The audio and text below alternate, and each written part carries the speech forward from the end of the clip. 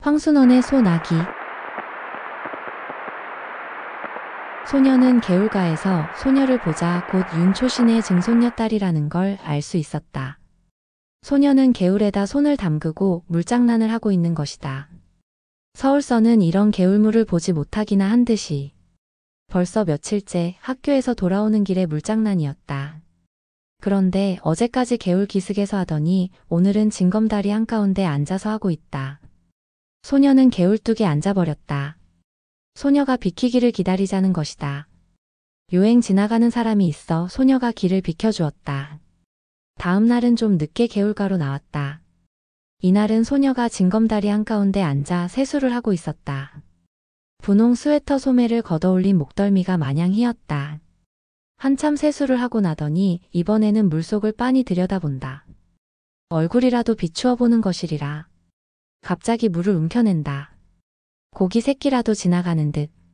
소녀는 소년이 개울뚝에 앉아있는 걸 아는지 모르는지 그냥 날쌔게 물만 움켜낸다. 그러나 번번이 허탕이다. 그대로 재미있는 양 자꾸 물만 움킨다. 어제처럼 개울을 건너는 사람이 있어야 길을 비킬 모양이다. 그러다가 소녀가 물속에서 무엇을 하나 집어낸다. 하얀 조약돌이었다. 그리고는 벌떡 일어나 팔짝팔짝 징검다리를 뛰어 건너간다. 다 건너가더니만 획 이리로 돌아서며 바보. 조약돌이 날아왔다. 소녀는 저도 모르게 벌떡 일어섰다. 단발머리를 나풀거리며 소녀가 막 달린다. 갈바 쌓이길로 들어섰다. 뒤에는 청량한 가을 햇살 아래 빛나는 갈꽃분. 이제 저쯤 갈반머리로 소녀가 나타나리라. 꽤 오랜 시간이 지났다고 생각됐다. 그런데도 소녀는 나타나지 않는다. 발돋움을 했다. 그러고도 상당한 시간이 지났다고 생각됐다. 저쪽 갈반머리의 갈꽃이 한 움큼 움직였다. 소녀가 갈꽃을 안고 있었다. 그리고 이제는 천천한 걸음이었다. 유난히 맑은 가을 햇살이 소녀의 갈꽃머리에서 반짝거렸다. 소녀 아닌 갈꽃이 들길을 걸어가는 것만 같았다. 소녀는 이 갈꽃이 아주 배지 않게 되기까지 그대로 서 있었다. 문득 소녀가 던진 조약돌을 내려다보았다. 물기가 걷혀 있었다. 소녀는 조약돌을 집어 주머니에 넣었다. 다음 날부터 좀 더 늦게 개울가로 나왔다. 소녀의 그림자가 배지 않았다. 다행이었다. 그러나 이상한 일이었다. 소녀의 그림자가 배지 않는 날이 계속될수록 소년의 가슴 한구석에는 어딘가 허전함이 자리 잡는 것이었다. 주머니 속 조약돌을 주무르는 버릇이 생겼다. 그러한 어떤 날 소년은 전에 소녀가 앉아 물장난을 하던 징검다리 한가운데에 앉아보았다. 물속에 손을 담갔다. 세수를 하였다. 물속을 들여다보았다. 검게 탄 얼굴이 그대로 비치었다. 싫었다. 소녀는 두 손으로 물속의 얼굴을 움키었다. 몇 번이고 움키었다. 그러다가 깜짝 놀라 일어나고 말았다. 소녀가 이리로 건너오고 있지 않는가? 숨어서 내가 하는 일을 엿보고 있었구나. 소녀는 달리기를 시작했다. 디딤돌을 헛디뎠다. 한 발이 물속에 빠졌다. 더 달렸다. 몸을 가릴 데가 있어줬으면 좋겠다. 이쪽 길에는 갈밭도 없다. 메밀밭이다. 전에 없이 메밀꽃 냄새가 짜릿하게 코를 찌른다고 생각됐다. 미간이 아찔했다. 찝찝한 액체가 입술에 흘러들었다. 코피였다. 소녀는 한 손으로 코피를 훔쳐내면서 그냥 달렸다. 어디선가 바보 하는 소리가 자꾸만 뒤따라오는 것 같았다. 토요일이었다.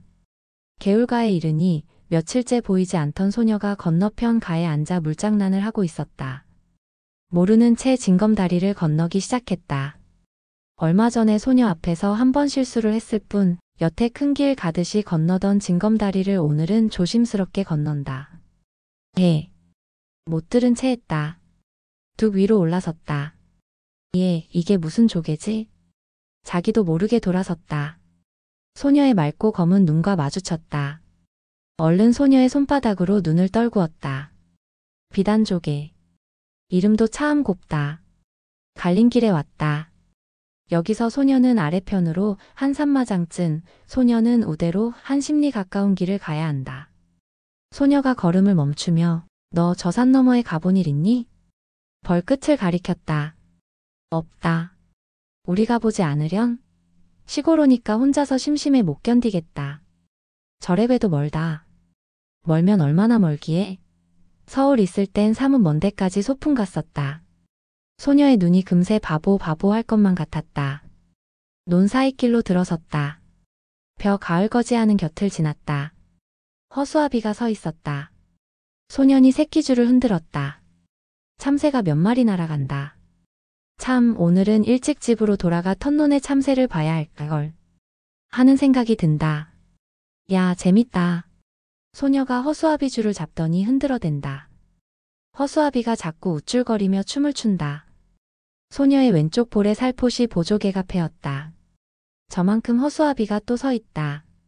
소녀가 그리로 달려간다. 그 뒤를 소년도 달렸다. 오늘 같은 날은 일찍 집으로 돌아가 집안일을 도와야 한다는 생각을 잊어버리기라도 하려는 듯이 소녀의 곁을 스쳐 그냥 달린다. 메뚜기가 따끔따끔 얼굴에 와 부딪힌다. 쪽빛으로 한껏 깬 가을 하늘이 소년의 눈앞에서 맴을 돈다. 어지럽다. 저놈의 독수리. 저놈의 독수리가 맴을 돌고 있기 때문이다. 돌아다 보니 소년은 지금 자기가 지나쳐온 허수아비를 흔들고 있다. 좀 전 허수아비보다 더 우쭐거린다. 논이 끝난 곳에 도랑이 하나 있었다. 소녀가 먼저 뛰어 건넜다. 거기서부터 산 밑까지는 밭이었다. 수숫단을 세워놓은 밭머리를 지났다. 저게 뭐니? 원두막. 여기 참외 맛있니? 그럼 참외 맛도 좋지만 수박 맛은 더 좋다. 하나 먹어봤으면. 소년이 참외 그루에 심은 무우밭으로 들어가 무우 2밑을 뽑아왔다. 아직 밑이 덜 들어 있었다. 잎을 비틀어 팽개친 후 소녀에게 한 개 건넨다. 그리고는 이렇게 먹어야 한다는 듯이 먼저 대강이를 한 입 베물어낸 다음 손톱으로 한도리 껍질을 벗겨 우쩍 깨문다. 소녀도 따라했다. 그러나 새 입도 못 먹고 아 맵고 지려 하며 집어던지고 만다. 참 맛없어 못 먹겠다. 소년이 더 멀리 팽개쳐버렸다. 산이 가까워졌다. 단풍이 눈에 따가웠다. 야! 소녀가 산을 향해 달려갔다. 이번은 소년이 뒤따라 달리지 않았다. 그러고도 곧 소녀보다 더 많은 꽃을 꺾었다. 이게 들국화, 이게 쌀이꽃, 이게 도라지꽃. 도라지꽃이 이렇게 예쁜 줄은 몰랐네요. 난 보랏빛이 좋아. 그런데 이 양상같이 생긴 노란 꽃이 뭐지? 마타리꽃. 소녀는 마타리꽃을 양산 받듯이 해보인다. 약간 상기된 얼굴에 살포시 보조개를 떠올리며 다시 소녀는 꽃 한 옴큼을 꺾어왔다. 싱싱한 꽃까지만 골라 소녀에게 건넨다. 그러나 소녀는 하나도 버리지 마. 산마룻개로 올라갔다. 맞은편 골짜기에 오순도순 초가집이 몇 모여 있었다. 누가 말할 것도 아닌데 바위에 나란히 걸터 앉았다. 유달리 주위가 조용해진 것 같았다. 따가운 가을 햇살만이 말라가는 풀 냄새를 퍼뜨리고 있었다. 저건 또 무슨 꽃이지? 적잖이 비탈진 곳에 칡덩굴이 엉키어 꽃을 달고 있었다. 꼭 등꽃 같네. 서울 우리 학교에 큰 등나무가 있었어.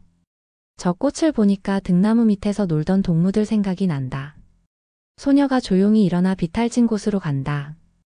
꽃송이가 많이 달린 줄기를 잡고 끊기 시작한다. 좀처럼 끊어지지 않는다. 안간힘을 쓰다가 그만 미끄러지고 만다. 칡덩굴을 그러쥐었다. 소년이 놀라 달려갔다. 소녀가 손을 내밀었다. 손을 잡아 이끌어 올리며 소녀는 제가 꺾어다 줄 것을 잘못했다고 뉘우친다. 소녀의 오른쪽 무릎에 핏방울이 내맺혔다. 소녀는 저도 모르게 생채기에 입술을 가져다 대고 빨기 시작했다. 그러다가 무슨 생각을 했는지 획 일어나 저쪽으로 달려간다. 조금 후에 숨이 차 돌아온 소녀는 이걸 바르면 낫는다. 송진을 생채기에다 문질러 바르고는 그 다름으로 칡덩굴 있는 대로 내려가. 꽃만이 달린 몇 줄기를 이빨로 끊어가지고 올라온다. 그리고는 저기 송아지가 있다. 그리 가보자. 누렁송아지였다. 아직 콧뚜레도 꿰지 않았다. 소년이 고삐를 바투잡아 쥐고등을 긁어주는 채 훌쩍 올라탔다. 송아지가 껑충거리며 돌아간다. 소녀의 흰 얼굴이 분홍 스웨터가 남색 스커트가 안고 있는 꽃과 함께 범벅이 된다. 모두가 하나의 큰 꽃묶음 같다. 어지럽다. 그러나 내리지 않으리라. 자랑스러웠다. 이것만은 소녀가 흉내내지 못할 자기 혼자만이 할 수 있는 일인 것이다. 너희 예서 뭣들 아느냐? 농부 하나가 억새풀 사이로 올라왔다. 송아지 등에서 뛰어내렸다. 어린 송아지를 타서 허리가 상하면 어쩌느냐고 꾸지람을 들을 것만 같다. 그런데 나룻이 긴 농부는 소녀 편을 한번 훑어보고는 그저 송아지 고삐를 풀어내면서 어서들 집으로 가거라. 소나기가 올라. 참. 먹장구름 한 장이 머리 위에 와 있다. 갑자기 사면이 소란스러워진 것 같다. 바람이 우수수 소리를 내며 지나간다. 삽시간에 주위가 보랏빛으로 변했다. 산을 내려오는데 떡갈나무 잎에서 빗방울 소리가 난다. 굵은 빗방울이었다. 목덜미가 선긋선긋했다. 그러자 대번에 눈앞을 가로막는 빗줄기.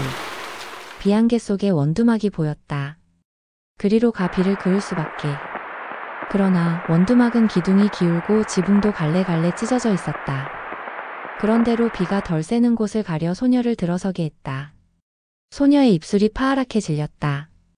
어깨를 자꾸 떨었다. 무명 겹저고리를 벗어 소녀의 어깨를 싸주었다. 소녀는 비에 젖은 눈을 들어 한번 쳐다보았을 뿐 소년이 하는 대로 잠자코 있었다.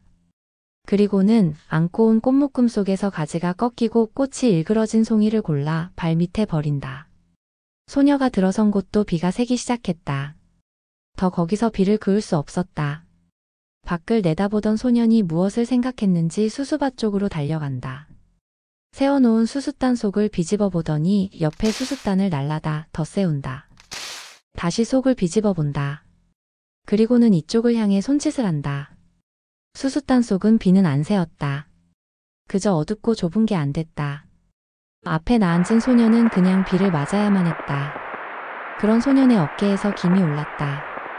소녀가 속삭이듯이 이리 들어와 앉으라고 했다. 괜찮다고 했다. 소녀가 다시 들어와 앉으라고 했다. 할 수 없이 뒷걸음질을 쳤다. 그 바람에 소녀가 안고 있는 꽃묶음이 망그러졌다. 그러나 소녀는 상관없다고 생각했다. 비에 젖은 소년의 몸 내음새가 확 코에 끼얹혀졌다. 그러나 고개를 돌리지 않았다. 도리어 소년의 몸 기운으로 해서 떨리던 몸이 조금 누그러지는 느낌이었다. 소란하던 수숫잎 소리가 뚝 그쳤다. 밖이 멀게졌다. 수숫단 속을 벗어나왔다. 멀지 않은 앞쪽에 햇빛이 눈부시게 내리붙고 있었다. 도랑 있는 곳까지 와보니 엄청나게 물이 불어 있었다. 빛마저 제법 붉은 흙탕물이었다. 뛰어 건널 수가 없었다. 소년이 등을 돌려댔다. 소녀가 순순히 엎이었다. 걷어올린 소년의 잠방이까지 물이 올라왔다. 소년은 어머나 소리를 지르며 소년의 목을 끌어안았다. 개울가에 다다르기 전에 가을 하늘이 언제 그랬는가 싶게 구름 한 점 없이 쪽빛으로 개어 있었다. 그 뒤로 소녀의 모습은 배지 않았다. 매일같이 개울가로 달려와 봐도 배지 않았다. 학교에서 쉬는 시간에 운동장을 살피기도 했다. 남몰래 5학년 여자반을 엿보기도 했다. 그러나 배지 않았다. 그날도 소녀는 주머니 속 흰 조약돌만 만지작거리며 개울가로 나왔다. 그랬더니 이쪽 개울뚝에 소녀가 앉아있는 게 아닌가. 소녀는 가슴부터 두근거렸다. 그동안 알았다. 어쩐지 소녀의 얼굴이 해쓱해져 있었다. 그날 소나기 맞은 탓 아냐? 소녀가 가만히 고개를 끄덕이었다. 인제 다 났냐? 아직도. 그럼 누워 있어야지. 하도 갑갑해서 나왔다. 참 그날 재밌었어. 그런데 그날 어디서 이런 물이 들었는지 잘 지지 않는다. 소녀가 분홍 스웨터 앞자락을 내려다본다. 거기에 검붉은 진흙물 같은 게 들어 있었다. 소녀가 가만히 보조개를 떠올리며 그래 이게 무슨 물 같니? 소녀는 스웨터 앞자락만 바라보고 있었다. 네 생각해냈다. 그날 도랑을 건너면서 내가 엎인 일이 있지? 그때 네 등에서 옮은 물이다. 소녀는 얼굴이 확 달아오름을 느꼈다. 갈림길에서 소녀는 저 오늘 아침에 우리 집에서 대추를 땄다. 내일 제사 지내려고. 대추 한 줌을 내준다. 소녀는 주춤한다. 맛봐라. 우리 증조 할아버지가 심었다는데 아주 달다. 소녀는 두 손을 오그려 내밀며 참 알도 굵다. 그리고 우리 이번에 제사 지내고 나서 좀 있다가 집을 내주게 됐다. 소녀는 소녀네가 이사해 오기 전에 벌써 어른들의 이야기를 들어서 윤초씨 손자가 서울서 사업에 실패해가지고 고향에 돌아오지 않을 수 없게 되었다는 걸 알고 있었다. 그것이 이번에는 고향 집마저 남의 손에 넘기게 된 모양이었다. 왜 그런지 난 이사가는 게 싫어졌다. 어른들이 하는 일이니 어쩔 수 없지만 전에 없이 소녀의 까만 눈에 쓸쓸한 빛이 떠돌았다. 소녀와 헤어져 돌아오는 길에 소녀는 혼자 속으로 소녀가 이사를 간다는 말을 수없이 되뇌어 보았다. 무어 그리 안타까울 것도 서러울 것도 없었다. 그렇건만 소녀는 지금 자기가 씻고 있는 대추 아래 단맛을 모르고 있었다. 이날 밤 소녀는 몰래 덕세 할아버지네 호두밭으로 갔다. 낮에 봐두었던 나무로 올라갔다. 그리고 봐두었던 가지를 향해 작대기를 내리쳤다. 호두송이 떨어지는 소리가 별나게 크게 들렸다. 가슴이 선뜩했다. 그러나 다음 순간 굵은 호두야 많이 떨어져라, 많이 떨어져라. 저도 모를 힘에 이끌려 마구 작대기를 내리치는 것이었다. 돌아오는 길에는 그늘만 골라 디뎠다. 그늘의 고마움을 처음 느꼈다. 불룩한 주머니를 어루만졌다. 호두송이를 맨손으로 깠다가는 옴이 오르기 쉽다는 말 같은 건 아무렇지도 않았다. 그저 근동에서 제일 까는 이덕세 할아버지네 호두를 어서 소녀에게 맛보여야 한다는 생각만이 앞섰다. 그러다 아차하는 생각이 들었다. 소녀더러 병이 좀 낫거들랑 이사 가기 전에 한번 개울가로 나와달라는 말을 못해둔 것이었다. 바보 같은 것, 바보 같은 것. 이튿날 소년이 학교에서 돌아오니 아버지가 나들이 옷으로 갈아입고 닭 한 마리를 안고 있었다. 어디 가시느냐고 물었다. 그 말에도 대꾸도 없이 아버지는 안고 있는 닭의 무게를 겨냥해 보면서 이만하면 될까? 어머니가 망태기를 내주며 벌써 며칠째 갸갸하고 알날 자리를 보던데요. 크진 않아도 살은 쪘을 거예요. 소년이 이번에는 어머니한테 아버지가 어디 가시느냐고 물어보았다.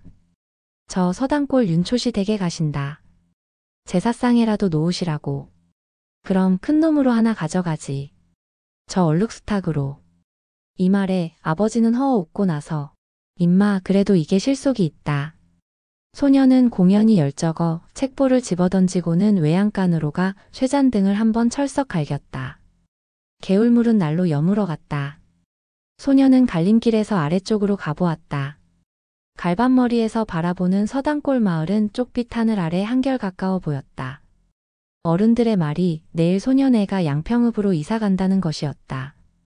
거기 가서는 조그마한 가게방을 보게 되리라는 것이었다.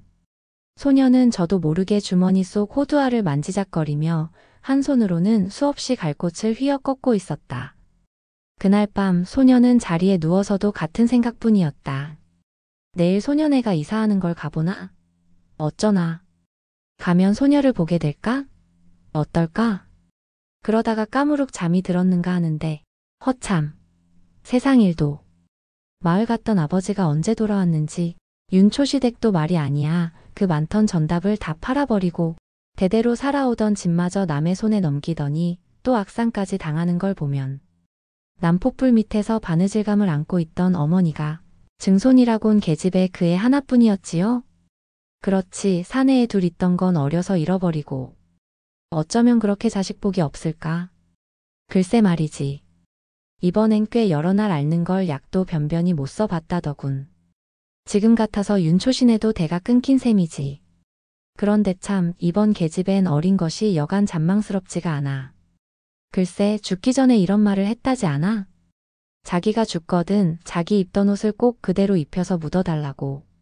이 영상은 단순히 옛 추억을 불러일으키기 위함만이 아닙니다. 소나기를 처음 접하는 세대에게는 한국 문학의 아름다움을 새롭게 알리고 이미 읽은 이들에게는 마음속 깊은 첫사랑의 기억을 다시 꺼내어 보는 계기가 되기를 바라는 마음에서입니다.